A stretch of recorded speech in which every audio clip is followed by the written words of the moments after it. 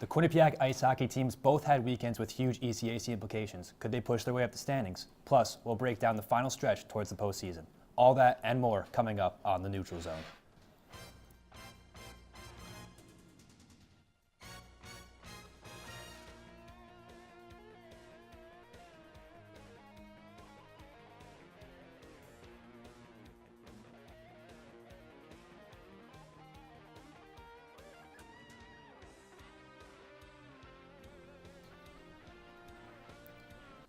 Good evening, hockey fans, and welcome to the Neutral Zone. First, alongside me is women's ice hockey beat reporter Kirby Paulson. Kirby, how you doing tonight? I'm great, Mike. Great to be with you.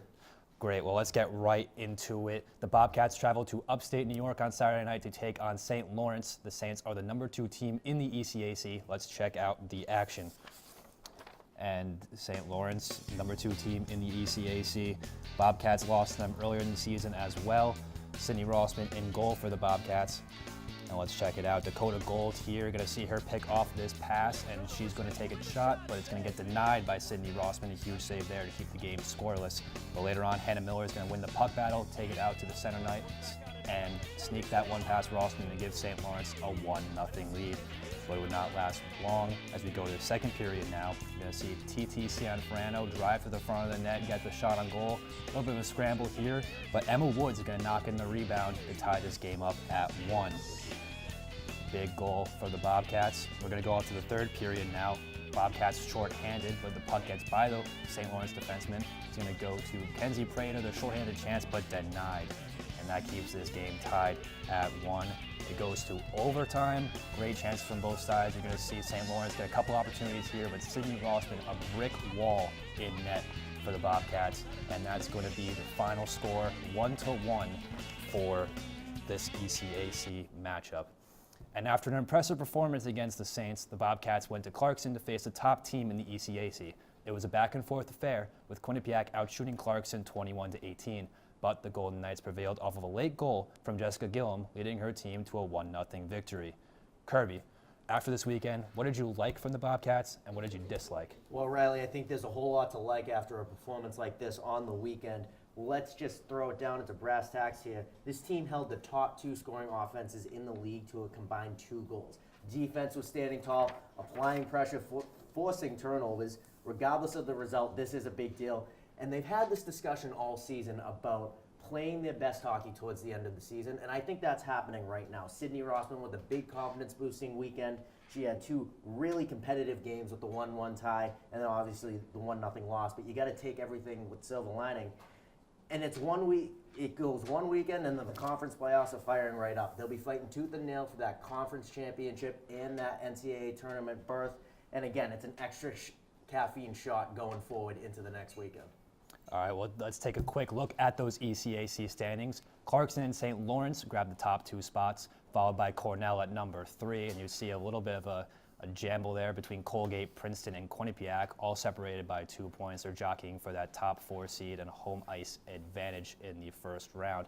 As for the USHO.com poll, Wisconsin remains at the number 1 spot, Minnesota Duluth remains at 2nd, and St. Lawrence falls 2 spots to number 5. Quinnipiac falls 1 spot to number 10.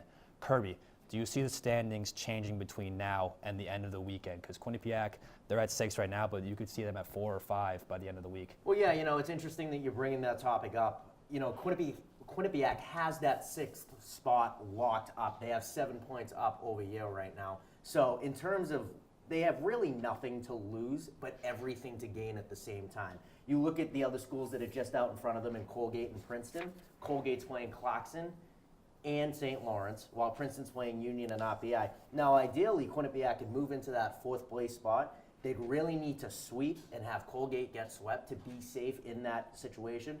If they wanted to move into that 5th spot, Quinnipiac would really have to sweep. Princeton would have to split. There's so many different scenarios that could go down here. But if we're really talking about an ideal matchup heading into one of those playoff games, I really think that would be Colgate. Again, Quinnipiac got the season sweep on Colgate. They really seem to have their number. And while they're very close in goals for in the conference, Quinnipiac has a significantly better defense. They've only let up 28 goals compared to Colgate's 39. Now, do you think that their performance this weekend against two top teams in the conference and two of the better teams in the country will indicate how well they will play against top teams in the NCAA tournament? Looking ahead a little bit here, but it's pretty important stuff. Well, look, it proves a point. It proves a point that a team like this can compete with a big-time program in Clarkson and in St. Lawrence. These are two of the best teams in the country. The defense was solid. Rossman had a great performance. But this team is also going to have to find ways to get pucks into the back of the net. Now, when you get to the tournament, when you get to big playoff situations, all of that changes. Teams can literally ride an adrenaline rush just from making that berth. So you never really know. And playoff hockey at any level is going to be all over the place. But skill-wise, they're going to have to get down to the basics, keep it simplified. And should they make the tournament, they're going to be playing talent that they might not have faced. So again, that's something to factor in when you're talking about the future of the national tournament for this team. Kirby, great stuff as always. Always great to sit down and talk to you about anything sports. When we come back, we will recap the men's game versus Clarkson, plus men's ice hockey beat reporter Kyle Lavasser is going to give us his predictions for the rest of the season. Don't go anywhere. We'll be right back. Coming up on Bobcat Breakdown. Welcome Someone help me with the IFB. Just keep So what? So what? I can't hear him. If you score 40 points in a basketball game, we all know you play Quinnipiac Intramurals. We all know you love to shoot the rock. Well, if you think that's the most ridiculous thing you've ever heard, what I'm about to say, I guess, is going to be pretty ridiculous in your book. But I'm going to say yes, there is a controversy. Line, getting ready to punch the ball as it lands right in front of another Monumental player.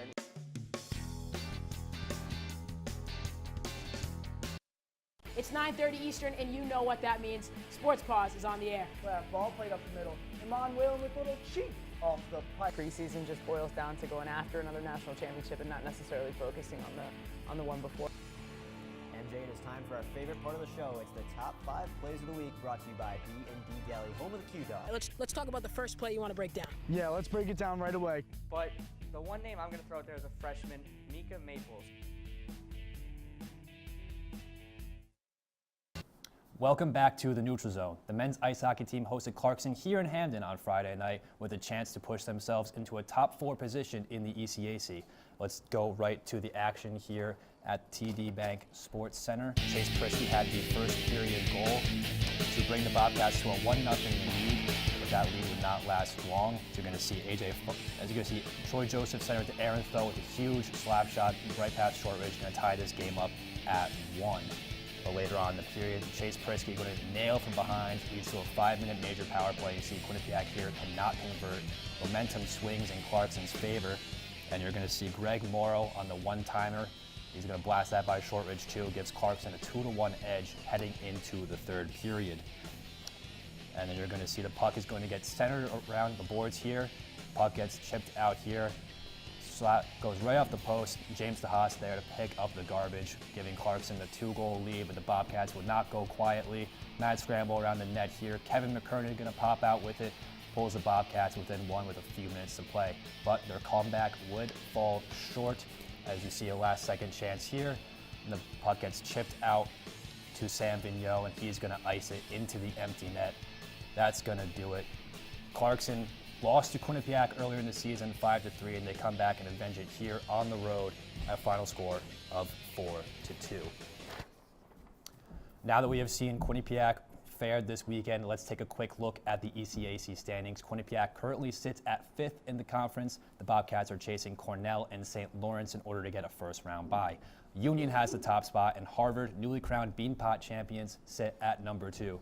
As for the ever so important pairwise rankings, Quinnipiac is on the outside looking in as it currently sits at 22. Teams need to be inside the top 16 to make the NCAA tournament. Our Q30 beat reporters caught up with Rand Pecknold at Media Day on Monday to hear his thoughts as his team enters the stretch run. Let's have a listen.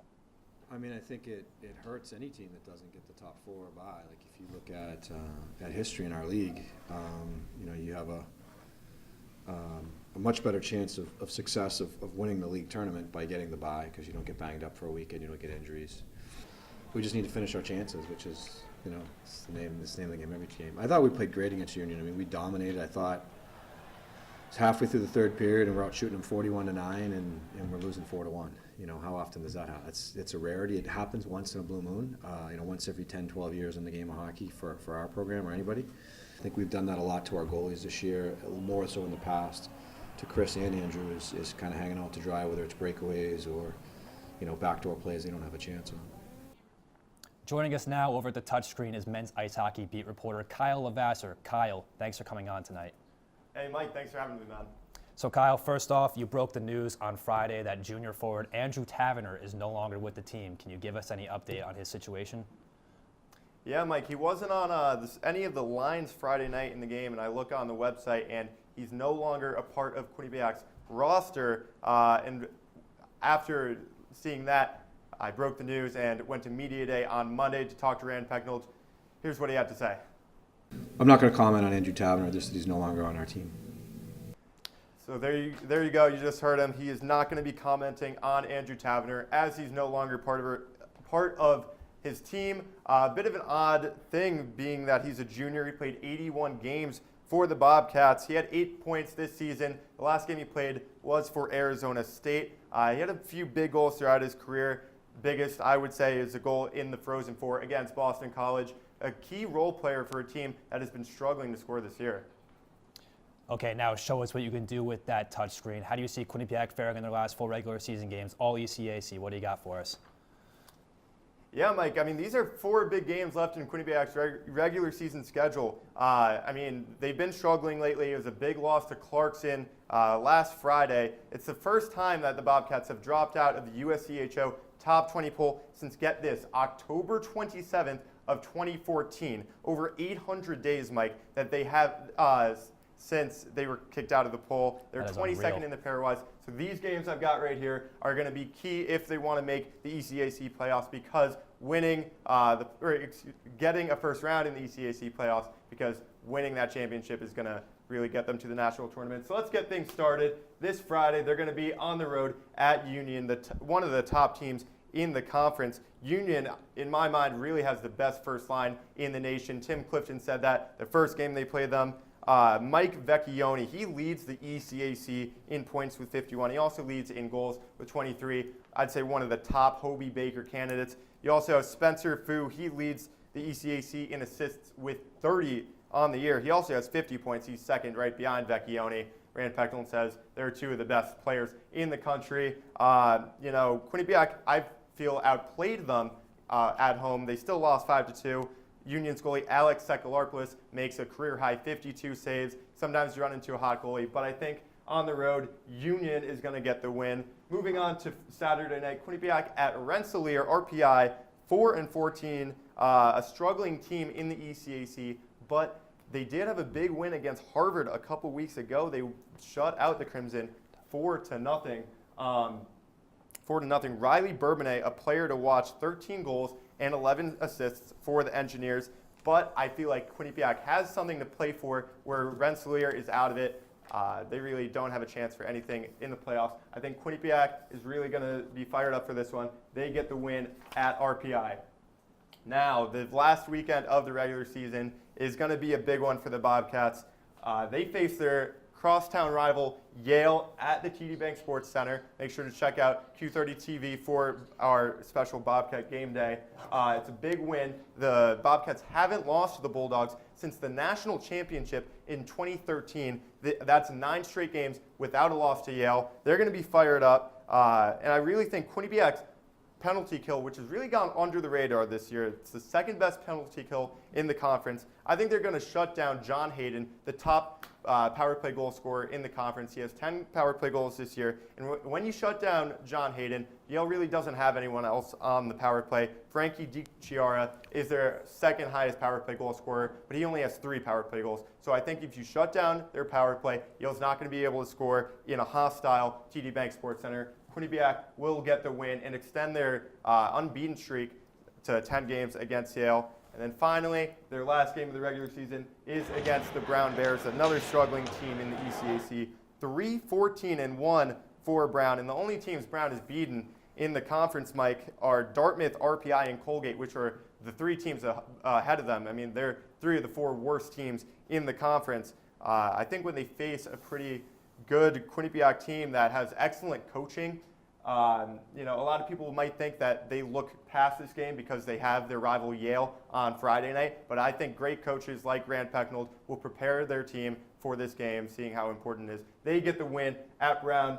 That's 1, 2, 3 wins for Quinnipiac, 6 points on the last 2 weekends. They are currently 4 points behind St. Lawrence and Cornell for that 4th spot for a first-round bye. I think they get 6 points, but it might be a little too late for that first-round bye. Well, I'm sure Bobcat Nation's going to appreciate the fact that you picked them to win over Yale. Thank you for coming on, Kyle, as always. But that's all the time we have for today. Thank you to Kirby and Kyle for joining me today. Make sure to see all of our content on Twitter at Q30 Sports and online at www.q30television.com. For everyone behind the scenes, I'm Mike Riley. We'll see you next time.